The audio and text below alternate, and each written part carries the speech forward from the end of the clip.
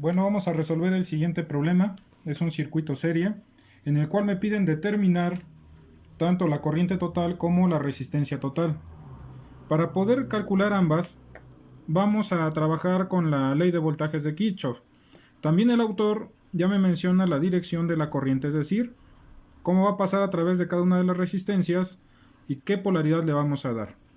Recordemos que la ley de voltajes de Kirchhoff nos menciona que la sumatoria de voltajes a través de una trayectoria cerrada o a través de un circuito tiene que ser cero. Siguiendo la dirección de corriente, decimos que aquí va de mayor potencial a menor potencial. Si sigo, sería de mayor potencial a menor potencial. Aquí, muchos pensarían que esta resistencia también va a estar trabajando. Sin embargo, recordemos que para que se tenga una resistencia debe haber una trayectoria cerrada. Y aquí no cierra el circuito por ningún lado. No hay una trayectoria cerrada. De tal manera que al final esta resistencia ya no cuenta. Lo que va a hacer la corriente es viajar por esa otra resistencia. Así que tengo mayor potencial en esta parte que en esta. Seguimos. Y por la dirección de corriente tengo mayor diferencia de potencial aquí que aquí. Y ahora sí,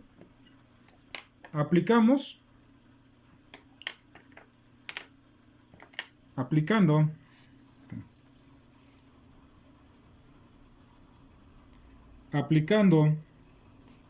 la ley de voltajes de Kirchhoff, vamos a darle nombres a las resistencias. Digamos que es R1, R2, R3 y R4. Me dice que sería, de un lugar de menor potencial a otro de mayor potencial. Aquí sería de un lugar de menor potencial a un lugar de mayor potencial, sería positivo, 120 volts. Aquí sería negativo, menos el voltaje en la resistencia 1, menos el voltaje en la resistencia 2, menos el voltaje en la resistencia 3. Voy de un lugar de mayor potencial a uno de menor potencial, menos el voltaje en la resistencia 4. Y como regresé a la batería, esto es 0. ¿Qué quiere decir? Que el voltaje en la resistencia 1 más el voltaje en la resistencia 2 más el voltaje en la resistencia 3 más el voltaje en la resistencia 4 tiene que ser 120 volts. Escribamos ahora la ley de Ohm para cada una de estas expresiones, para cada uno de estos términos. Sería corriente 1 por la resistencia 1 más la corriente en la resistencia 2 por la resistencia 2 más corriente en la resistencia 3 por la resistencia 3 más la corriente en la resistencia 4 por la resistencia 4 es igual a 120 volts. Pero recordemos algo, estamos trabajando en un circuito serie. Y en un circuito serie la principal característica es que todas las corrientes son las mismas. Son exactamente igual. Es decir, que la corriente 1 es igual a la corriente 2, que es igual a la corriente 3, que es igual a la corriente 4, que es igual a la corriente total.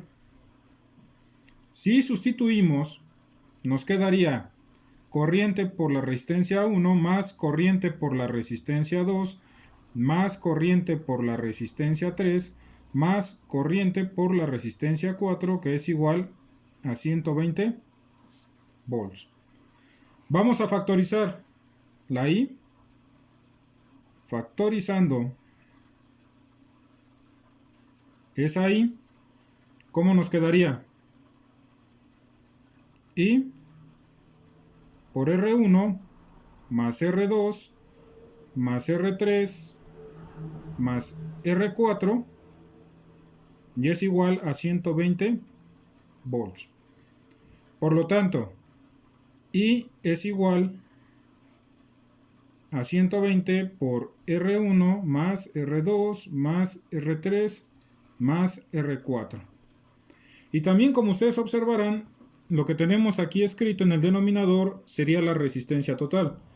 Resistencia total que nos está pidiendo el mismo problema. Así que la corriente serían 120 volts, R1 que vale 3 kilo ohms, más R2 que vale 1.3 kilo ohms, más R3 que vale 4.5 kilo ohms, más R4 que vale 1.2 kilo ohms. Así, la corriente sería 120 volts, sería 1.3 más 1.2, 2.5, 2.5 más 4.5 serían 7, más 3 serían 10 kilo ohms. ¿Qué quiere decir? Que la corriente es igual a 12 miliamperes. Y la resistencia total, en este caso, la resistencia total ya fue calculada, que fueron 10 kilo ohms. Y es así como resolvemos este ejercicio.